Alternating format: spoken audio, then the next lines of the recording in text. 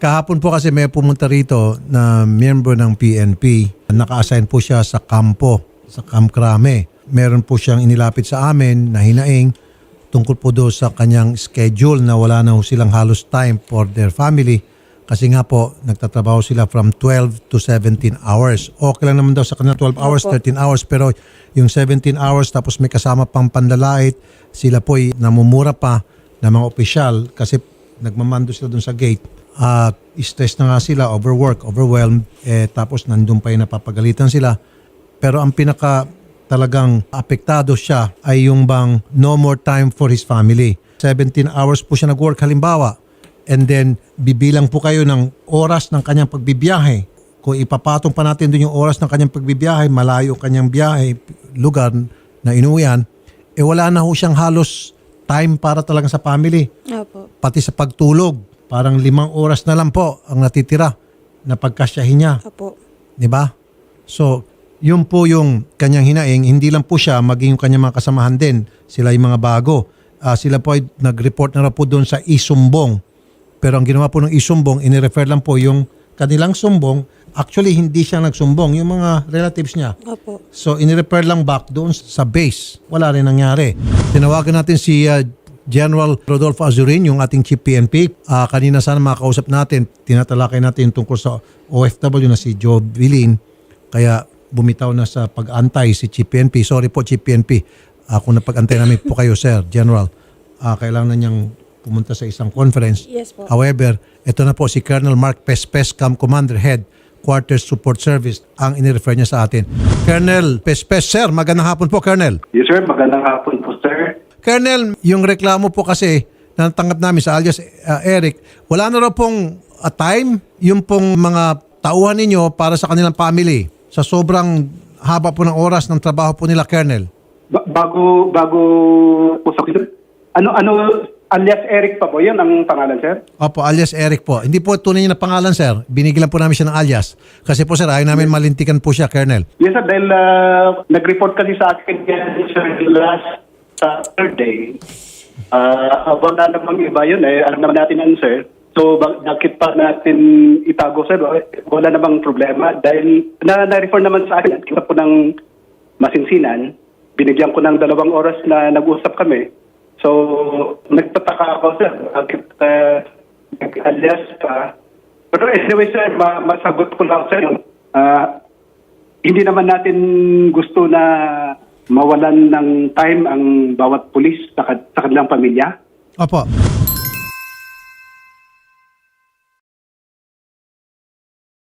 Pero wala naman tayong ginagawa rito na umaabot sila ng ganyang oras. Ang oras talaga rito, 12 hours. Pero sa mga activities na medyo mahaba-haba, maraming activities. Alam naman ng mga kasamahan natin dito sa HSS, na-extend talaga yung time pero hindi permanent. Colonel, yes, sir. ganito na lang po. Diretso ang salita po, Colonel.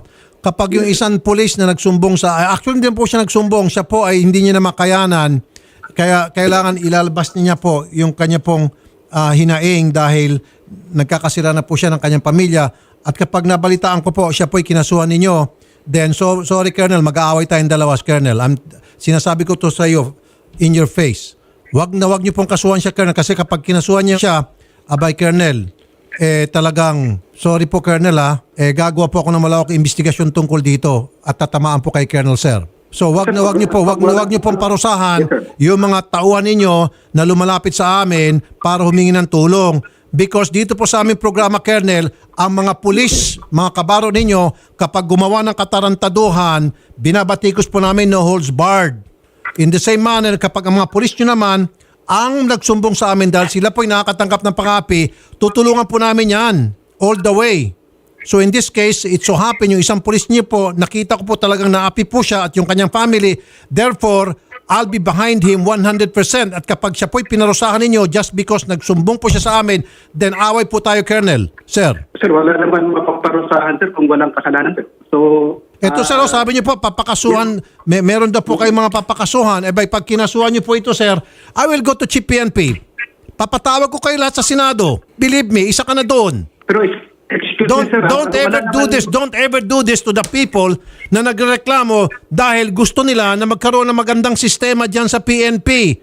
If you want good performance, quality performance from your people, for God's sake, dapat bigyan nyo sila ng tamang oras ng pagtrabaho at makapagpahinga sila ng maayos nang sa gayon makakapag-expect kayo ng high level of performance. Pero how can you expect them to perform kung wala po silang tulog at palagi pong nagkakagulo na sila doon sa kanilang pamilya sapagkat wala na silang time sa kanila, hindi na lang pag-uusap, binabalikan sila ng kanilang mga misis at yung mga kanilang anak, hindi na nasikaso, nagkakagiwang-gewang ng buhay ng kanilang pamilya. That's why pupunta na sila sa amin. Then wag nyo po silang balikan para pagalitan o kasuhan. If you do that, then I will take it personally. Again, Colonel, yung mga pulis po ng mga barumbado, tinutugis po namin dito hanggang sa dulo ng walang hanggan, sabi nga nila. Pero pag yung pulis naman po ang inapi at nagsumbong sa amin, humingi ng tulong, then we will help them all the way. Please, Colonel, wag niyo pong balikan tong pulis na pumunta sa amin na humingi lang po ng tulong just because hindi niya po nakayanan kaysa naman po magkakasiraan sila ng kanyang pamilya. Okay, sir, Colonel? Yes, sir. Iisa po tayo dyan, sir. Tayo dyan. Kasi po, Colonel, kapag nabalitaan niyo po, kinasuhan niyo po ito, I'll pass a resolution in aid of legislation na paimbestigahan ko po itong mga nangyaring pang-api sa mga pulis dyan sa Kamkrame na kapag pumasok yung mga matataas na opisyal at hindi lang ata maayos yung pagsalita, minumura pa. At ay, totoo yan kasi once upon a time, kasunod ko po yung isang SUV dyan sa main entrance ng Kamkrame, nakalimutan lang ata magsaludo kasi paano sa saluduan, tinted Lumabas po yung aid at pinagmumura po yung pulis, pinabayaan ko na yon. At mamaya nagbukas ng bintana itong opisyal, nakikita ko lang kamay, dinuduro-duro po yung nasa gate. Mamemorize ba naman ng tao ninyo, kayong lahat dyan ng mga opisyal? Of course, ilan ba kayo dyan? Daan kayo dyan. Mamemorize ba naman itong mga korporal kung sino-sino yung mga opisyal dyan? Come on guys, wag naman ganon. Kasi kung inaabuso nyo pang mga tauhan ninyo, itong mga tauhan nyo ng abuso, pagdating sa labas, mga abuso din yan. Walang iniwan yan sa mga hazing. Yung mga hini-hazing sa PMA, pagka sila po ay tumaas ng kanilang ranggo, mga hazing din yung mga bago. So yung mga inaabuso nyo dyan ng mga pulis ninyo, ng mga maliliit, paglabas niyan, gagantihan, mga abuso ng mga sibilyan. To each his own. Colonel, sir, po, huwag niyo pong ginagawa yan. Ako po, tumutugis ng mga pulis. Paulit-ulit ko na po sinasabi ng mga abusado. Pero pag yung pulis naman gumawa ng maayos na trabaho at pagkatapos nagpakampi sa amin, well, I'll do everything in my power na para tulungan at protektahan yung pulis na yon. In this case, itong pulis na lumapit sa amin, wag niyo pong balikan. At kapag binalikan niyo po, Colonel, away tayo, World War III tayo, Colonel, sir. Okay, sir? Po. Kasi po, dapat, ang kausap ko dapat ngayon, sir, si General Azurin. Kaya lang, din po siya makapag-antay, kaya nirefer niya kami sa inyo. Ngayon, kung ganun po yung mga pananalita ninyo, at parang makakasuhan pa itong aming complainant, wag naman po, sir. Parang awa niyo na po, sir. Okay, sir? Colonel? Sir, please lang, sir. Wala akong sinabing kakasuhan natin yan. Please lang, sir. Ulitin ko po, Colonel, Yes, sir. Yes. kung gusto niyo po ng maayos na performance, di ba, ng inyong mga pulis, yung kalidad, yung serbisyo maibibigay nila, pati sa taong bayan na, kailangan maayos din po ang pagtrato sa kanila. Nagkaka-snowball po yan . Kung balasubas pong pagtrato sa kanila, magkakaroon po ng effect yan, reaction. Then magiging balasubas din po yung kanilang pagtrato sa mga tao sa labas ng kampo. In this case, itong mga nagreklamo sa mga sibilyan. Kawawa po yung mga sibilyan. Kasi syempre, naapi-api kami sa loob ng kampo. Ngayon, paglabas na nila ng kampo, yung mga maliit na mga tao dyan, apiin din nila para makaganti. Usually, ganun po yung nangyari. Pakiusap lang po, Colonel. 12 hours po, Colonel, walang problema. Pag yung may mga emergency, sige po, extend nyo pa po more than the 12 hours na allotted na dapat talaga magtrabaho yung mga pulis natin. Pero wag naman po 17 hours. Tapos naman po, wag naman po, pagsabihin nyo po lahat ng mga opisyal dyan, kahit na sino pa siyang kesihoda, wag naman po pinapagalitan yung mga pulis ninyo palibasa yung mga baguhan. Kung halimbawa, hindi lang po nakapagsaludo, kasi tinted naman, hindi na memorize po yung plate number ni Colonel, ni General, wag naman po minumura. Tapos minumura pa po, maraming tao. Ako mismo doon ako sa likod, hindi ko nakita kung sino opisyal. Nakita ko lang kamay niya gumaganong-ganong kung sino man yung Judas. Ay, itong kasi Huda na opisyal na gaganong-ganon yung daliri. Lumabas yung aid. Pinapagalitan. Ang ginawa ng pulis, may mga nakakita. Nakayuko lang, nakaganon lang. Nakalimutan lang sumaludo. Kasi pinahinto lang, ginanon lang. Kasi traffic, ginanon lang. Parang siguro na-offend yung colonel dahil plinagdown. Nagpupumilit yung SUV. Gusto talaga makasiksik agad sa yung checkpoint. Pagpasok mo sa krami, pinahinto. Hinto. Parang pinaganon. Oh, siguro pagod pa yung tao. Abay, labas yung aid. Paglabas ng aid, pinagalitan. Siguro sabi, hindi mo kilala. Si Herodes Kernel yung sakay niya, no? Si Herodes General. Ba't nyo parahin? Tapos ngayon, lumabas si Herodes. Hoy, ako si Herodes. Hindi ka sumaludo, etc. So, ganun nangyari. But anyway, nagkikwento lang po ako.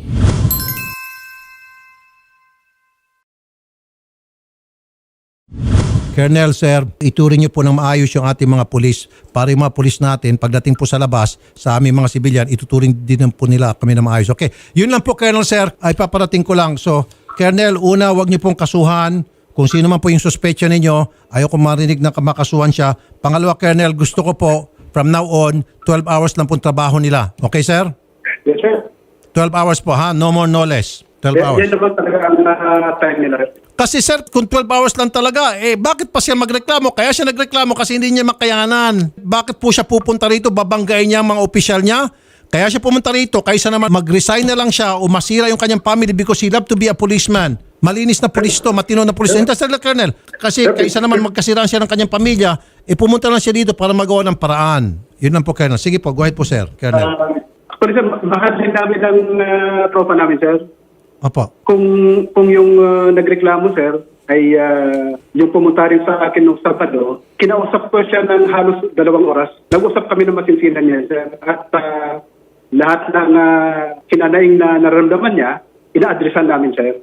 Opo, Colonel. So, hindi namin nahahayaan na mapaniwala ang pamilya ng aming mga kasama. Opo, sir. Ganun din ang mga pamilya namin. Opo, sir. Dahil tao rin lang din kami, sir. Hindi kami ganyan. Kung may sinasabi kayong maabuso sa checkpoint, sa gate, hindi rin namin ito tolerate na gagawin niya sa aming kasama, mga tauhan. Patrolman lang. Siyempre, yes, sir. Yes, sir. Nandun kami. Meron yung mga kernel. Siyempre, yung mga power tip. Dahil kernel ako'y general. Aba, ikaw, Yes, patrolman ka lang. Yes, sir. Hindi ka sumasaludo. Paano nga magsasaludo tong tao? Tinted naman yung sakyan. Paano niya ma-memorize yung plate number? Diba? Oo, sir. Kaya nakikita niya, sir, kung minsan, nandyan din kami sa likod ng mga yan para may masandalan pag sakaling in case na may aabuso kung sakali. Alam naman nila, sir, alam naman ng mga tauhan natin yan. Pero do you agree with me, Colonel? Kapag abusado yung amo, almost automatically, abusado rin yung mga tao. Pero pag yung amo ay mabait at yung patakaran ng amo ay wag mag-abuso, almost 100% yung mga staff, yung mga tao, hindi bang abusado yan? Because gagayahin nila yung kanilang amo. Now, in this case, abusado yung mga amo, yung mga kernel, inaapi-api yung kanilang mga patrolman. Itong si patrolman, maging abusado din to. Di ba, Colonel? You agree, sir? Kaya po, turingin po natin na maayos. Palibasa sila po yung mga trainee, palibasa sila mga baguhan, ginaganon-ganon lang po. Wag naman po, Colonel. Okay po. So, Colonel, makikibalita rin po ako na to make sure, kung hindi ko kayo makontak, si Jel Azurina lang kukontakin ko to make sure na talagang 12 oras lang po, ha, Colonel? Opo, sir. At wag na po minumura kung hindi napansin po yung plate number, hindi na memorize, wag pumurahin yung mga nasa gate, mga nasa checkpoint, ha, Colonel? Okay. Sir, hindi namin ginagawa yan, sir. Hindi ko ginagawa yan, sir.